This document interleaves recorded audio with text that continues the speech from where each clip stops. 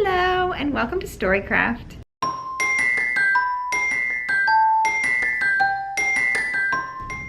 My name is Miss Rebecca. It is the last week of May, so this will be our last week of reading books by Asian American and Pacific Islanders. So today we will be reading The Sound of Silence by Katrina Goldsaito, illustrated by Julia Kuo. And again, I do apologize if I'm pronouncing any names incorrectly. So this is The Sound of Silence. Let's scoot up so you can see a little better.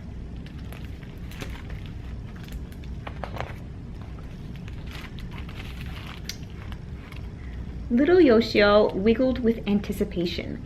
3, 2, 1. He threw open the front door. The sounds of the city swirled all around him. Tokyo was like a symphony hall. Look at all the noises of the honk honk and boo boo of the cars and all the people talking. Yoshio listened to the sound of his boots squishing and squashing through the puddles and the tiny raindrops pattering on his umbrella. The sound of his giddy giggles made him giggle more.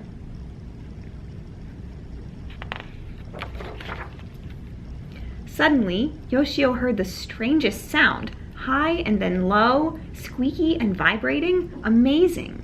It was a koto player, carefully tuning her instrument. Then the koto player played. The notes were twangy and twinkling. They tickled Yoshio's ears. When the song finished, Yoshio said, "Sensei, I love sounds, but I've never heard a sound like that." The koto player laughed, and it sounded like the metal bell that swayed in the wind in Mama's garden. "Sensei," Yoshio said, "do you have a favorite sound?" "The most beautiful sound," the koto player said, "is the sound of ma, of silence." "Silence?" Yoshio asked, but the koto player just smiled a mysterious smile and went back to playing.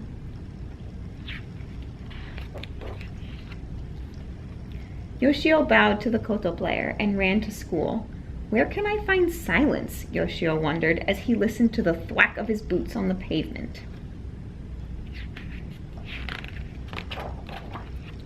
He listened for it through the school day, but there was always some kid making noise. At recess, the sun came out and Yoshio went to the quietest place he knew, the bamboo grove at the edge of the playground. But even there, the bamboo made taka-taka-taka sounds as the wind banged its stalks together. He closed his eyes and heard the swish, swish, swish of the wind making the leaves talk. It was beautiful, but it wasn't silence.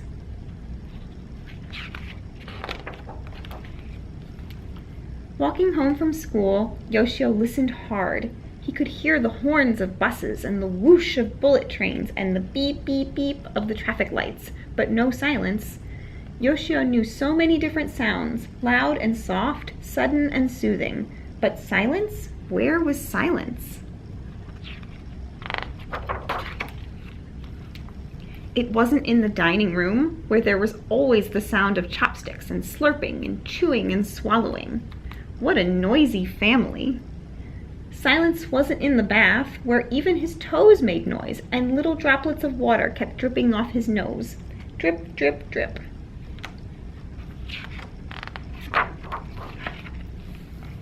That night, Yoshio tried to stay up late to catch the silence while his family slept, but his eyes got heavy and then heavier, and soon the sound of a distant radio became part of his dreams.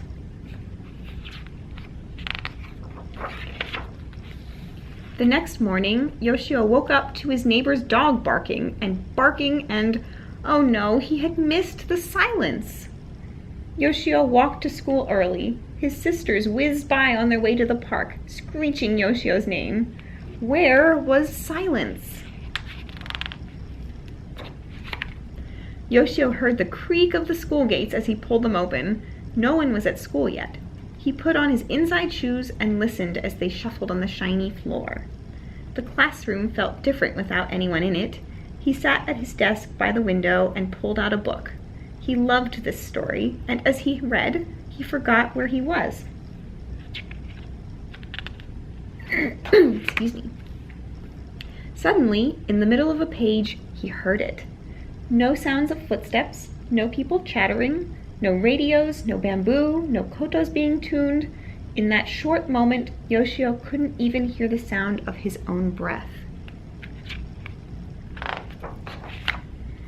Everything felt still inside him, peaceful, like the garden after it snowed, like feather-stuffed futons drying in the sun. Silence had been there all along.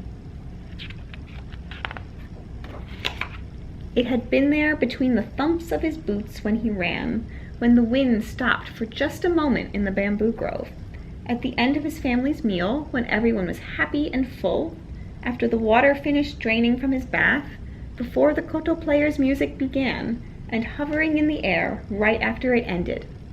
It was between and underneath every sound, and it had been there all along. Ma, or silence.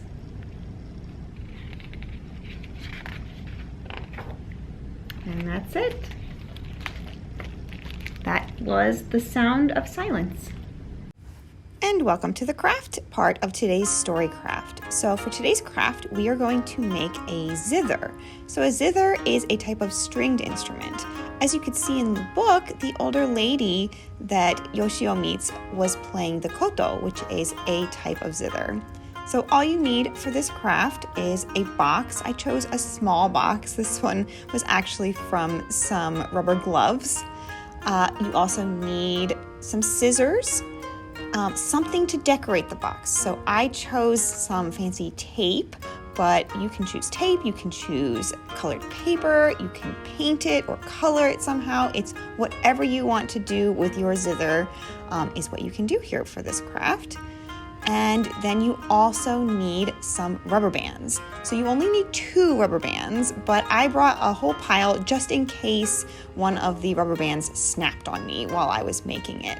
So rubber bands, tape, for me at least, scissors, a box, and you need another little extra piece of a box. So now let's watch what I'm going to do with that piece of box. It can be box or it can be any sort of piece of cardboard. So you're going to cut the little piece, just a little piece of cardboard like this. And what we're going to do with this cardboard, you kind of want it square, but you want to also make sure that it fits nicely onto your little box. So for me, I'm seeing it's a little not square. I'm trying to square it up a little bit better. So I'm just cutting the edge of it. It looks pretty good, just like that. So now what I'm going to do with it is I'm going to first fold it in half. And it can be a little difficult, just take your time with it. You want it in half like this. I'm giving it a good squeeze to make sure it folds pretty well. And then I'm going to fold the ends up, and that's going to make it so that we can attach it to our little box.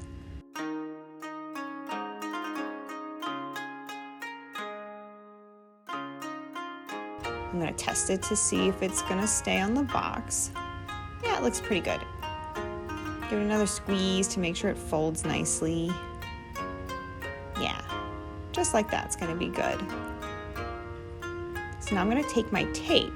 This is the advantage to using tape as my decorating item, is that it's going to be great for taping everything together here as well. And I want a long but also a skinny piece of tape because this big thick piece of tape isn't quite going to work. So I'm just going to rip it in half, just like that. Rip it in half long ways. And so let's see, I want to tape this guy together so that the fold stays up. Still a little big. So I'm going to rip it in half again. Whoop, just like that. That looks about perfect. So now I'm going to tape it so that it stays standing up like this.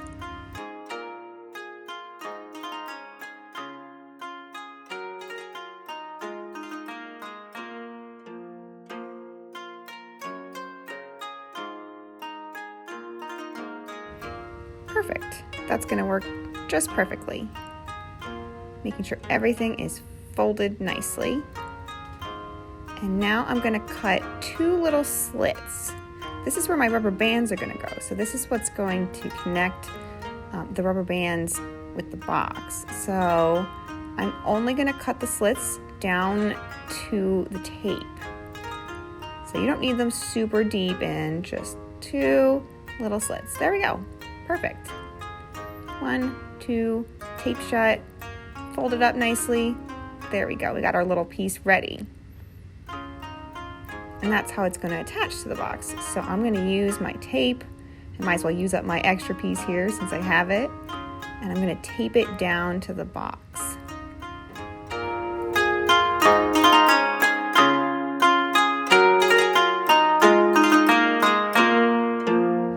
So that's one side taped, and now I'm going to go ahead and tape down the other side.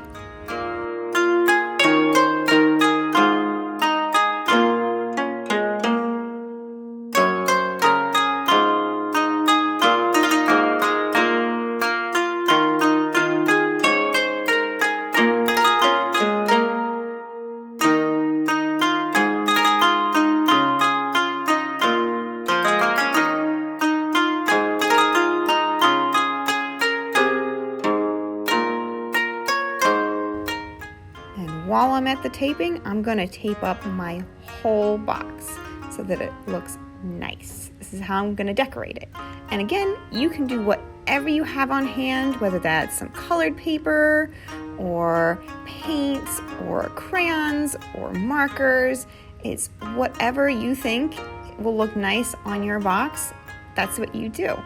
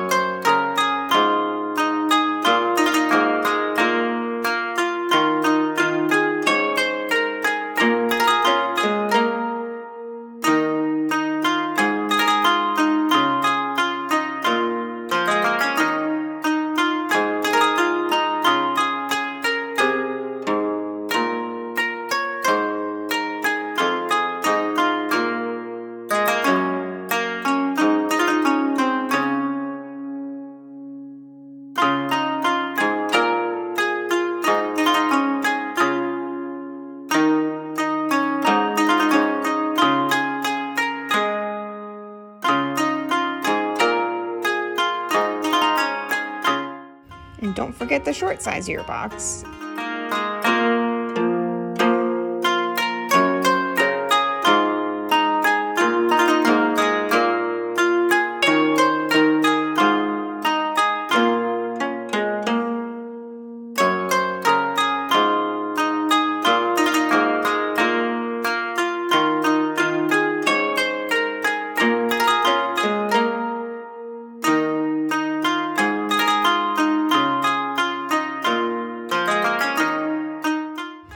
Awesome. Now that my whole box is covered in my fancy tape, now it's time to add the rubber bands. So I'm picking out some 2 nice ones. You want them to be kind of thin because you want them to be really stretchy. They just have to stretch around the entire length of your box and fit into the little notches that you cut in your little piece of cardboard. So I'm just like wiggling it back and forth until the rubber band gets into that little notch. And I'm making sure my rubber bands are really stretchy and they're not going to snap on me while I do it. And I'm putting them over the box and into the little notches. And you can adjust it however you want, make it all nice and straight and lay nicely on the box. See, mine was over a little too far, so I just scooted them over. And that is it. You have made a zither.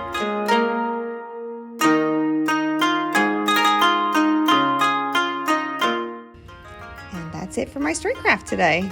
I hope you enjoyed making your zither. But wait, don't go yet. Before you go, I just want to give you a quick promo for next week. We will be kicking off Pride Month with a special edition of StoryCraft, where the craft will be rainbow friendship bracelets. So pull out some thread or yarn and some beads or buttons and join me next Tuesday for our Pride StoryCraft.